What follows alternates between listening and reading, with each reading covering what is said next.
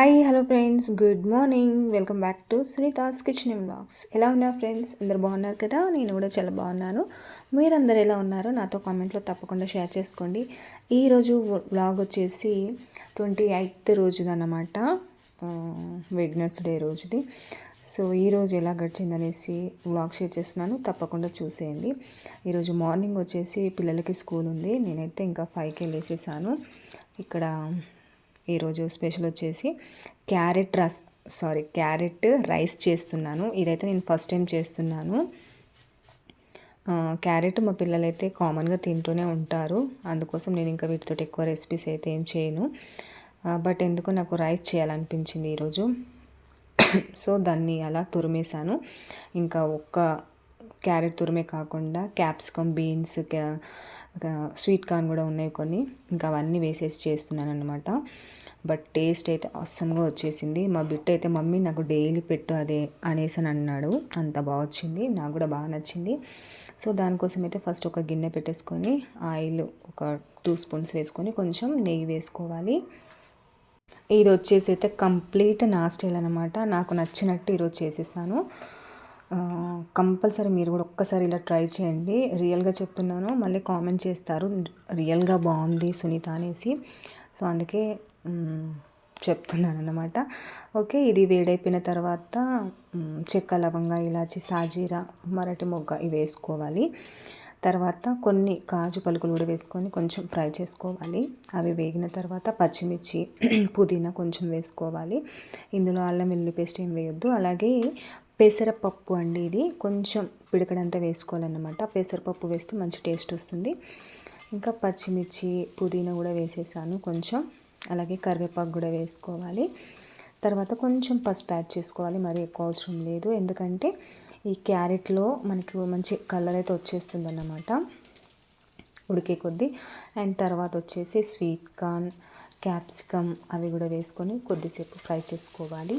ఇవి కూడా మంచిగా మగ్గిన తర్వాత, మగ్గడం అంటే మరీ మెత్తగా ఉడకాల్సిన అవసరం ఏం లేదండి. కొంచెం ఒక 70% అలా కుక్ అయితే సరిపోతుంది. తర్వాత క్యారెట్ తురుము కూడా వేసేసాను. అన్నిటికంటే క్యారెట్ తురుము ఎక్కువ వేసుకోవాలి, ఎందుకంటే నేను క్యారెట్ రైస్ అన్నాను కాబట్టి అది డామినేట్ చేయాలి కదా ఎట్లాగో. అండ్ తర్వాత కొంచెం పచ్చివాసన పోయేంత వరకు అలా కలిపేసి మూత పెట్టేసి వదిలేయాలి.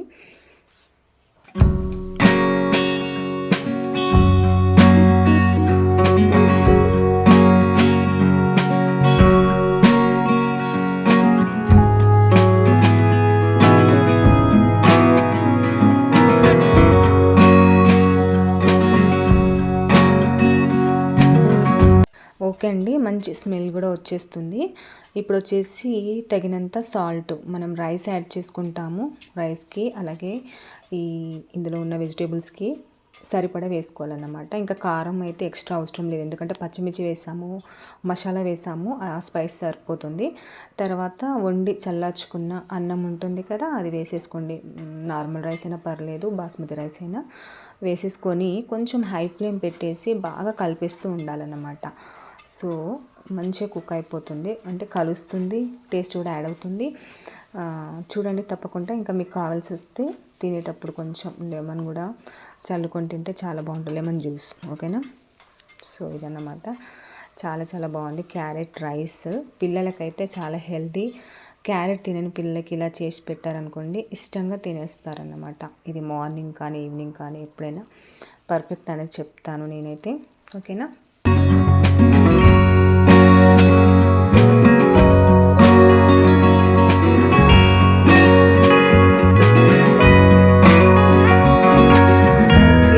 ఇంకా పిల్లలకి లంచ్ బాక్స్లో వచ్చేసి క్యారెట్ రైస్ పెట్టాను, అలాగే స్వీట్ కార్న్ ఉడక పెట్టేశాను, ఇంకా లడ్డూలు చేశాను కదా అవి పెట్టేశాను, మినప లడ్డూలు.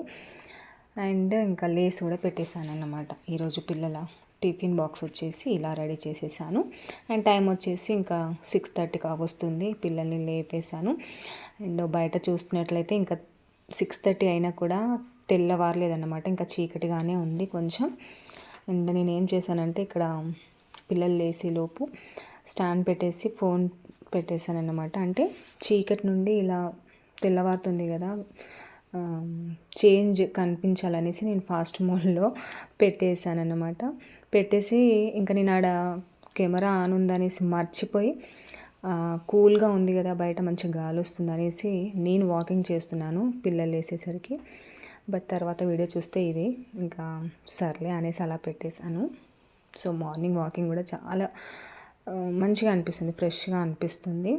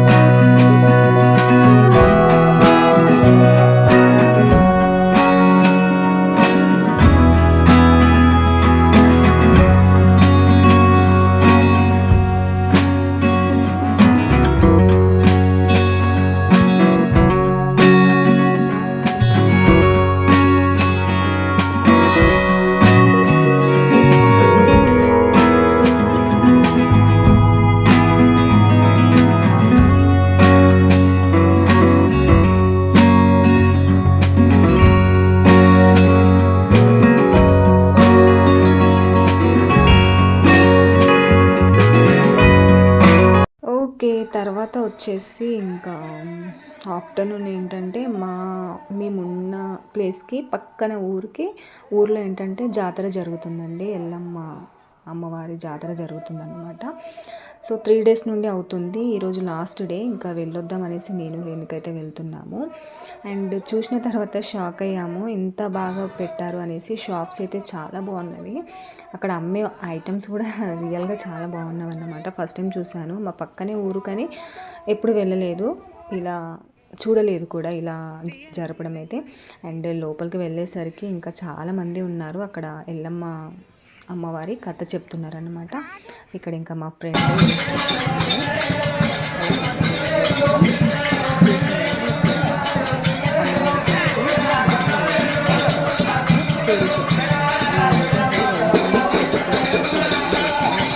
మేము అనుకున్నాము. ఇంకా ఎల్లమ్మ కథ అయితే అయిపోవట్లేదు. సో మేము ఇంకేం తినకుండానే వెళ్ళాము, 2:30కి వెళ్ళాము. ఇంకా అక్కడ ధ్వజస్తంభం దగ్గర మేము తీసుకువెళ్ళినవన్నీ పసుపు కుంకుమ వేసేసి కొబ్బరికాయ కొట్టేసి వచ్చేసామన్నమాట. అండ్ ఇది లాస్ట్ ఇయరే ఈ టెంపుల్ కట్టారనమాట, అప్పుడు కూడా వెళ్ళాము ఒకసారి, అండ్ ఇది సెకండ్ టైం.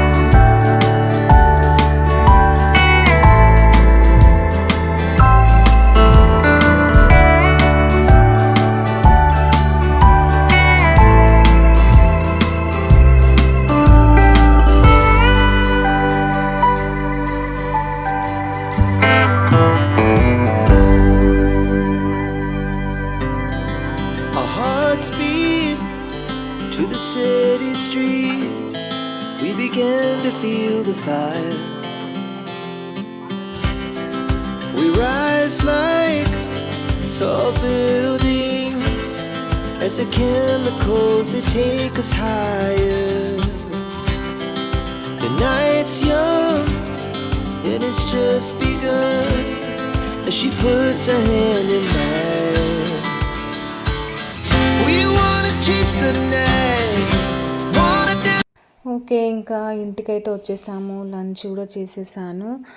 తర్వాత వచ్చేసి ఇంకా చెట్టు కింద మంచిగా మంచం వేసేసుకొని వెజిటేబుల్స్ అన్నీ క్లీన్ చేస్తున్నాను అనమాట. ముందు రోజు మార్కెట్కి వెళ్ళొచ్చినవి ఉంటాయి కదా, క్యాలీఫ్లవర్, బఠానీ, ఇంకా ఆకుకూరలు, అవన్నీ ఇలా మధ్యాహ్నం టైంలో కూర్చొని క్లీన్ చేస్తామన్నమాట.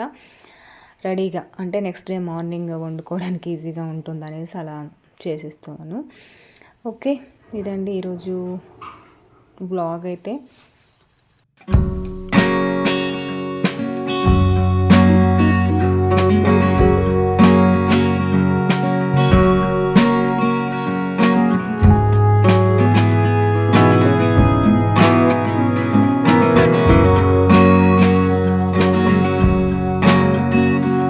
ఇంకా నైట్ కోసం వచ్చేసి క్యాలీఫ్లవర్ బఠానీ వండేసాను అండ్ చపాతీ కూడా చేశాను. క్యాలీఫ్లవర్ బఠానీకి చపాతీ కాంబినేషన్ బాగుంటుంది అనేసి. ఇదండి ఈరోజు బ్లాగ్. నచ్చితే మర్చిపోకుండా లైక్, షేర్, కామెంట్ చేయడం అయితే అసలు మర్చిపోకండి. Thank you for watching. Bye friends.